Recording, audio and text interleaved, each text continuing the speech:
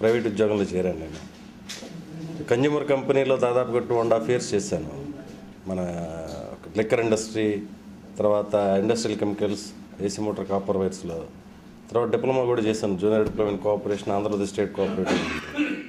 ఇవన్నీ అయిన తర్వాత మన అగ్రి ఇండస్ట్రీలోకి 1995లో టీ స్టెన్సన్ కంపెనీ లిమిటెడ్ అనే దానిలో నేను సేల్స్ ట్రైనింగ్గా పనిచేసి 96 ఏప్రిల్లో పిఎల్ అగ్రో టెక్నాలజీస్ లిమిటెడ్ అనే కంపెనీలో ఉద్యోగం వచ్చింది. ఇది ఎందుకు చెప్తున్నా అంటే, అక్కడ ఆదర్శ వ్యక్తి అని చెప్పినప్పుడు మనకి ఇచ్చిన క్వశ్చనర్లో ఒక సబ్జెక్ట్ మీద నేను ఈ సంభాషణ నేను చెప్పదలుచుకున్నాను మీతో నా ఎక్స్పీరియన్స్. ఆ పిఎల్ అగ్రో టెక్నాలజీస్ లిమిటెడ్ అనేది ఒక పురుమందుల కంపెనీ, 700 crores గ్రూప్. దానిలో లక్ష్మణ్ అని చెప్పిన ఒక జనరల్ మేనేజర్ ఒక ఆయన ఉండేవాడు. షావలిస్లో పనిచేశాడు ఆయన 28 సంవత్సరాలకు దాదాపుగా. ఆయన నన్ను ఫస్ట్ సెలెక్ట్ చేశాడు. ఆయన ఈ ఆదర్శం అని ఎందుకు చెప్తున్నానంటే, నేను ఈ 16 సంవత్సరాల నా కెరియర్లో ఎంతోమంది వ్యక్తులను చూశానంటే, మన బాసులు కావచ్చు, లేదా ఇతర కంపెనీ వాళ్ళు కావచ్చు, ఎంతోమంది మేనేజర్స్ని కూడా మనం చూశాను. కానీ the one and only mister B Lakshmanan is very differ from all others, who is self disciplined and a hard worker as well as.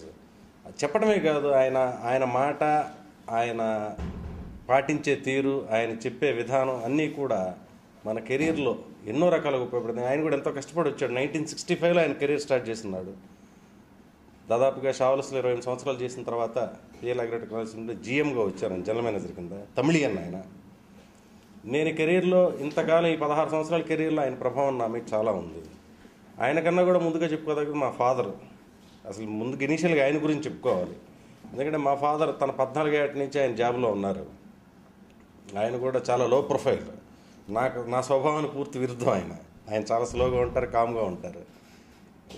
ఎవరికి అసలు ఎవరిని ఒక మాట అనరు, ఎవరితో పెద్దగా ఇది కూడా గొడవ పెట్టుకోవడం కానీ ఎప్పుడు నేను చూడలే ఇన్ని సంవత్సరాలు నా దీనిలో. చాలా మంచి వ్యక్తి.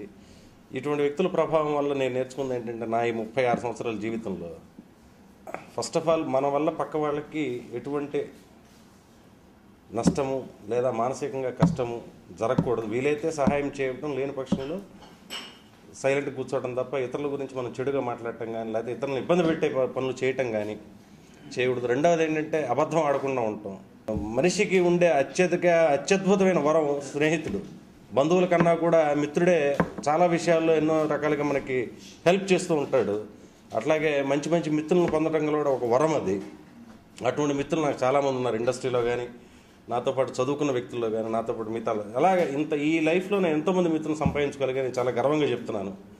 అలాగే మిత్రత్వం, అలాగే నా బంధువుల్లో కూడా, అలా నా కుటుంబ వ్యవహారాల్లో కూడా మా ఫాదరు ఇటువంటి వీళ్ళందరినీ ఆదర్శంగా తీసుకుని ఏదైనా కార్యక్రమాలు కానీ, మంచి చెడు వాటిలో కానీ పార్టిసిపేషను, మనం ఎంతవరకు చేయగలం, మన పాత్ర ఏంటి అని చెప్పేది కూడా ఎన్నోసార్లు దాన్ని దృష్టిలో పెట్టుకుని వారు ఎట్లా చేశారు, మనం ఎట్లా చేయాలి, ఇంట్లో పెద్ద పెద్ద కార్యక్రమాలు కానీ, మన పట్ల బాధ్యతలు కానీ ఎట్లా చేసుకొచ్చారు, ఎక్కడ బయటపడకుండా, ఎక్కడ మాట పడకుండా, ఎక్కడ నష్టపోకుండా అనేది కూడా ప్రతి విషయంలో మన కెరీర్ కావచ్చు, కుటుంబం కావచ్చు, ఏదైనా కానీ నా ఈ జీవితంలో నన్ను బాగా ఎక్కువగా ఇన్స్పైర్ చేసిన వ్యక్తులు, ఆదర్శ వ్యక్తుల కింద చూసుకుంటా నా తండ్రి, అలాగే షావల్స్ జనరల్ మేనేజర్ లక్ష్మణన్ గారు, అలాగే మన కోరమండల్ కంపెనీలో చెప్పడం మర్చిపోయాను రవీంద్రరావు గారు. ఈ సందర్భంగా ఆయన చెప్పుకోవాలి, ఎందుకంటే నన్ను ఈ కంపెనీలో సెలెక్ట్ చేసిన వ్యక్తి రవీంద్రరావు గారు. రవీంద్రరావు గురించి మీ అందరికి కూడా బాగా తెలుసు వాట్ హీ ఈజ్ అనేది. He is a man of human values and self discipline. And అసలు ఆయన గురించి మనం ఎంత చెప్పినా తక్కువే మిస్టర్ రవీంద్రరావు గారు. ఆయన కూడా మన కోరమండల్ కంపెనీకి నేను వచ్చిన తర్వాత అత్యంత నన్ను ప్రభావితం చేసిన వ్యక్తి అని చెప్పవచ్చు. ఎందుకంటే రవీంద్రరావు దగ్గర క్వాలిటీస్ మీకు తెలియనివి కావు. ఆయన ఎంత క్రమశిక్షణగా ఉంటారో, ఎంత పద్ధతిగా ఉంటారో, ఎంత నమ్మకంగా ఉంటారో, ఎంత కష్టపడి పనిచేస్తారని మనకు రోజు తెలుసు, చూస్తుంటాం రవీంద్రరావు గురించి.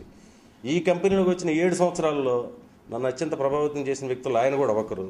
అట్లాగే ఈ జీవన గమనంలో ఎంతోమంది వ్యక్తులను కలిసినప్పటికీ కూడా ఇప్పుడు చెప్పిన ఫస్ట్ నా ఫాదరు, తర్వాత లక్ష్మణ్ గారు, తర్వాత రవీంద్ర, ఇటువంటి వ్యక్తుల ప్రభావం నేను ఆదర్శంగా తీసుకుని వారిలో ఉన్న మంచి గుణగణాలని భవిష్యత్తులో కూడా ఇంకా ఎంతోమంది మంచి వ్యక్తులు కలిసి వారిలో ఉన్న మంచి గుణాలను స్వీకరించి అవి నా జీవితంలో పాటించడానికి ప్రయత్నం చేస్తుందని చెప్తున్నాను. ఈ మిత్రులందరితో ఇవన్నీ పంచుకున్నందుకు చాలా ధన్యవాదాలు తెలియజేసుకుంటున్నాను.